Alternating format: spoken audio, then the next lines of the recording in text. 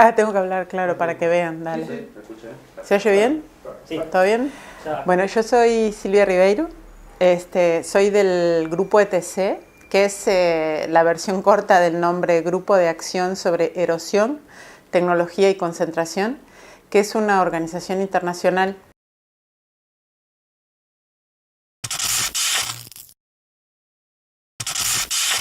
Si estamos en un 3.0 o hasta uno podría arriesgar y decir que estamos en un 4.0, ¿no? Porque así le llama el foro de Davos, le llama la cuarta revolución industrial. Se refieren sobre todo a la tecnología, pero en realidad está absolutamente acompañado de la concentración empresarial. De hecho, lo que nosotros estamos viendo en este momento es que, bueno, hay fusiones muy importantes en los primeros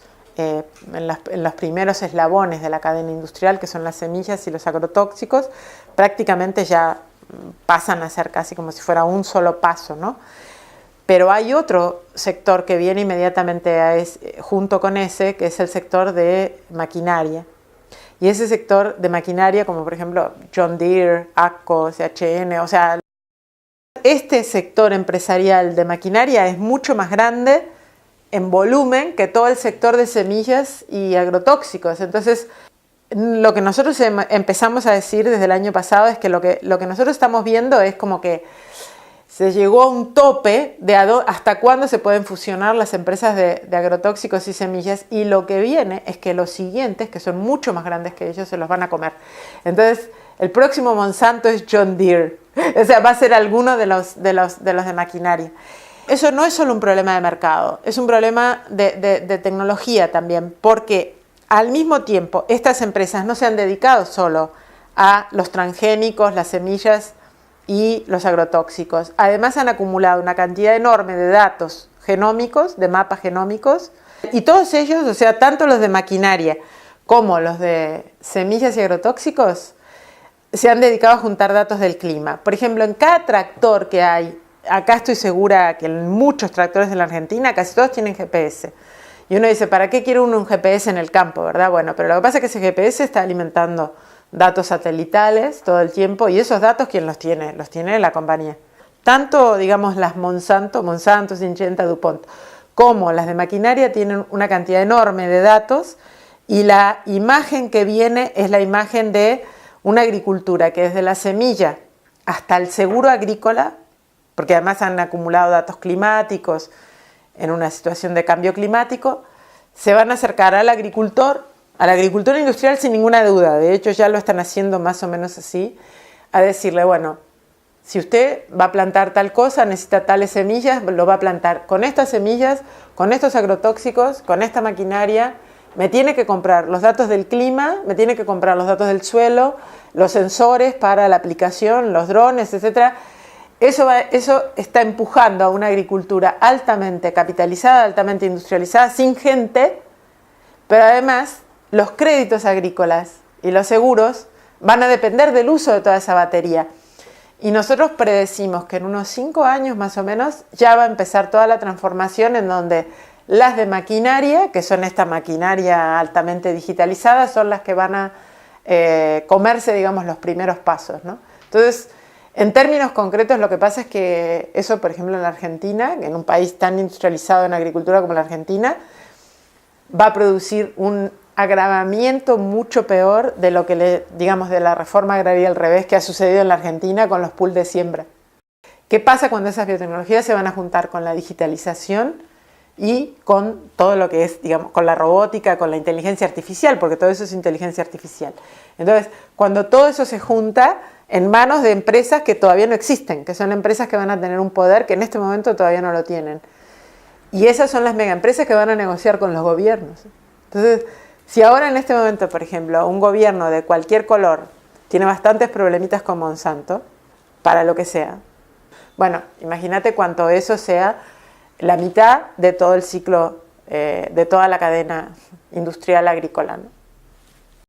El ataque desde el punto de vista biológico, junto a lo que es el escenario de leyes de semillas muy restrictivas y al avance en el mercado, es que se crea una situación de vulnerabilidad.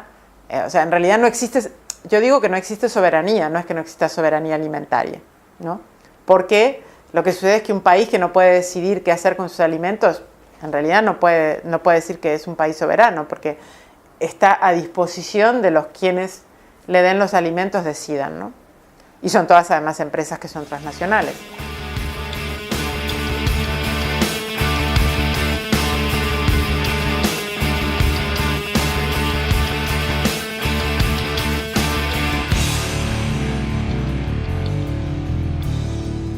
Entonces nosotros pensamos que frenar esas fusiones es fundamental y de hecho se lo estamos planteando a las oficinas antimonopolio que hay en todo el mundo porque tienen ese poder. La FAO no puede seguir sin analizar el impacto tremendo que tiene la concentración empresarial sobre todo el sistema agroalimentario. Hay muchas organizaciones que hemos logrado establecer, que la FAO reconociera que la mayor parte de la alimentación en el mundo la hacen los pequeños. Pequeños no son solo agricultores, como te decía, son agricultores, pescadores, recolectores, cazadores, pero también huertas urbanas. Es como la contracara. O sea, nosotros tenemos hoy en día que tenemos empresas enormes, con un poder enorme y que solo llegan al 30% de la alimentación mundial. Bueno, eso tiene que ser un tema. Y por otro lado, desde el punto de vista de la biodiversidad, el Convenio de Diversidad Biológica es donde está sentado el Protocolo de Cartagena, que es el que regula la bioseguridad de los transgénicos. Entonces, era un poco lógico que también tomara el tema de los impulsores genéticos y el tema de la biología sintética, que es un poco todo lo que estas nuevas formas de ingeniería genética.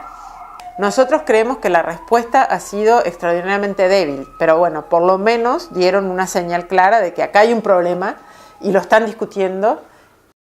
El Convenio de Diversidad Biológica se reunió en el 2014 y se volvió a reunir en el 2016. Del 14 al 16 salió CRISPR, impulsores genéticos, las fusiones, todo.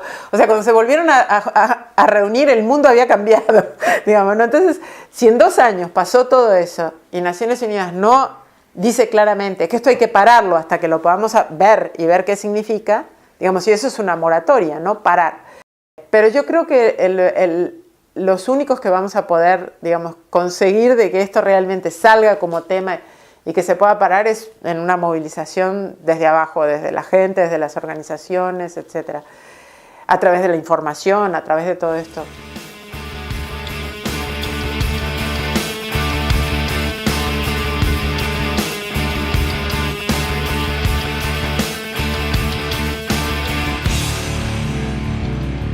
A veces uno tiene la impresión de que cuando estamos en Buenos Aires, ¿no? O en la Ciudad de México y todo eso, y a uno le puede dar la impresión de que se puede vivir sin comer, pero no se puede. O sea, pero tampoco se puede vivir de comer plástico y basura, que es lo que mayoritariamente nos aporta la cadena agroindustrial de alimentos.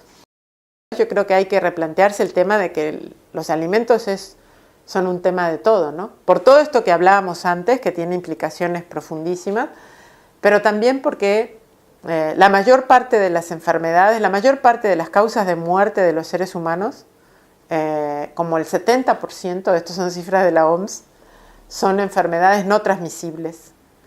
Y de esas, la mayoría o todas están relacionadas al sistema alimentario agroindustrial. O sea, diabetes, hipertensión, muchas formas de cáncer, todas las cardiovasculares, etc. Entonces, lo que quiero decir es de que está mucho más cerca de lo que nosotros pensamos, ¿no? Si el 70% nos morimos por cosas relacionadas a la alimentación, bueno, como que ya fue hora de que hagamos algo al respecto, digamos así, ¿no? El tema de los alimentos no es un tema campesino. Que en el campo no haya gente no es un tema del campo, es un tema de todos. Entonces nosotros por eso necesitamos, digamos así, recuperar cuáles son las formas en donde podamos tener un mayor control de la producción de alimentos por nosotros mismos. No me refiero a un control estatal, como tú decís, sino a que nosotros podamos decidir qué tipo de comida, dónde se planta, cuándo. Bueno, eso no solo tiene que ver con formas rurales. Te decía, en Argentina es uno de los lugares que en el mundo tiene más agricultura urbana. Uno pensaría que es África, ¿verdad? Pero no, es Argentina. La gente cuando piensa, por ejemplo, en las huertas urbanas, piensa como algo más bien folclórico, que no tiene mucho efecto. Bueno, según el Programa de Naciones Unidas para el Desarrollo, es entre el 15 y el 20% de la alimentación del mundo. A ver, A lo que voy es a esto. Es verdad que hay un enorme porcentaje de agricultura industrial, sin embargo, la mayor parte de la alimentación de la gente, no la mayor parte del volumen de lo producido, sino la mayor parte de la gente se alimenta de lo que producen los más chicos.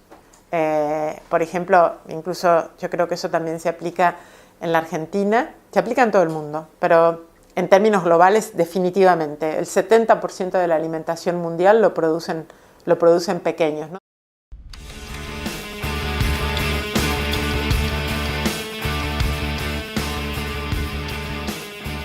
El que lo que predomina en el mundo sea una civilización que es altamente suicida, homicida, digamos, por supuesto nos tiene en crisis, ¿no? Nos tiene en crisis de diferentes maneras. Sé que no es un consuelo, pero seguimos siendo la mayoría los que no estamos de acuerdo con eso. El tema es cómo eso lo transformamos en redes de comprensión, de acción y de establecer cosas, ¿no? Entonces tú hace un rato hablabas de los zapatistas, por ejemplo, o podríamos hablar de movimientos como la Vía Campesina.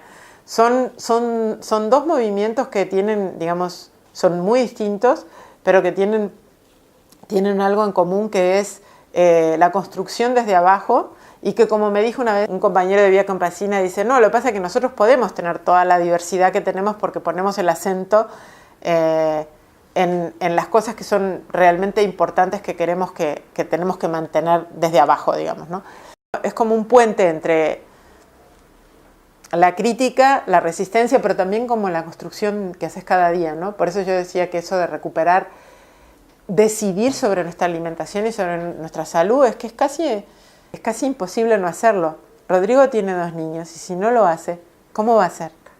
Yo creo que estamos en situaciones así muy dramáticas, pero a su vez en un dramatismo que no es el de ahorita, el de hoy, sí es verdad que las tormentas que vienen son cada vez mayores, y por otro lado sí es verdad que es desde abajo, en esos tejidos y todo eso, en donde está realmente el tejido de la vida.